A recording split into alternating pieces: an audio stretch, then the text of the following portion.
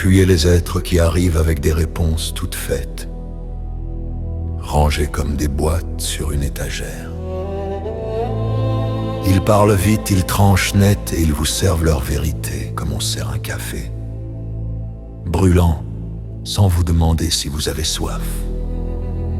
Méfiez-vous d'eux, pas parce qu'ils sont forcément mauvais,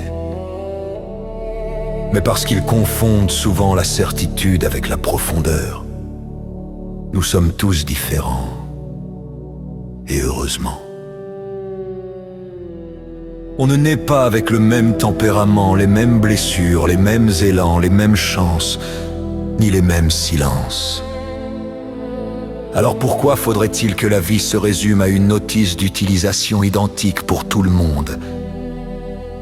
Les recettes universelles rassurent, c'est vrai.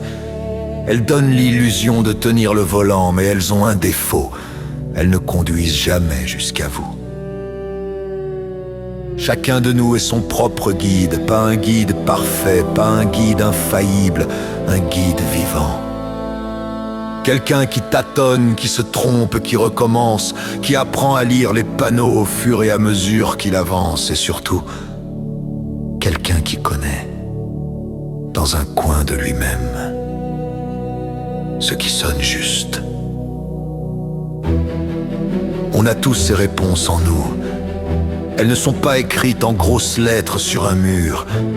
Elles sont enfouies et discrètes, parfois recouvertes par le bruit, par la peur, par le regard des autres, par la fatigue. Mais elles existent. Alors au lieu de courir après des solutions, apprenons à nous poser les bonnes questions.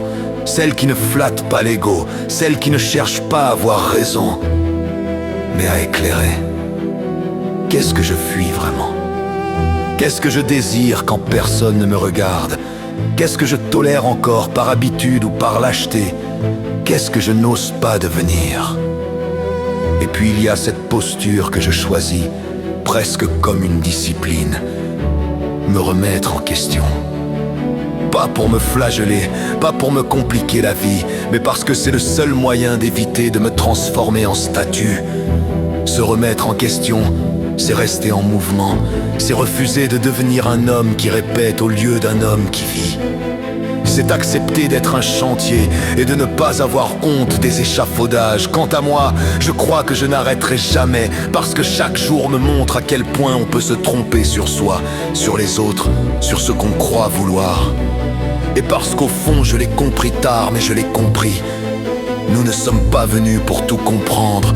Comprendre, c'est souvent une manière élégante de contrôler. Aimer, c'est autre chose, c'est risqué, c'est imparfait, c'est humain. Nous ne sommes pas venus pour comprendre, mais pour apprendre à aimer. Aimer sans posséder. Aimer sans réduire l'autre à une étiquette. Aimer sans se trahir. Aimer même quand on tremble un peu. Et si je devais garder une seule boussole, ce serait celle-là. Moins de réponses toutes faites, plus de questions vraies. Et au bout du compte, un peu plus d'amour dans la manière de marcher. Aimons-nous.